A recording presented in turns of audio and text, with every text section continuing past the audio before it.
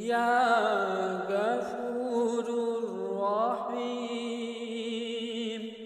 ডুবেছি আমি পাপের ভারে, নিজের ওপর জুলুম করে।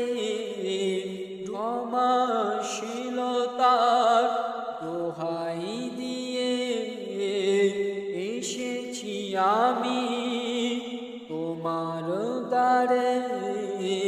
তওবা করে নত হয়ে, তওবা করে নত হয়ে, চাই যে শুধু পাপের মার্জনা।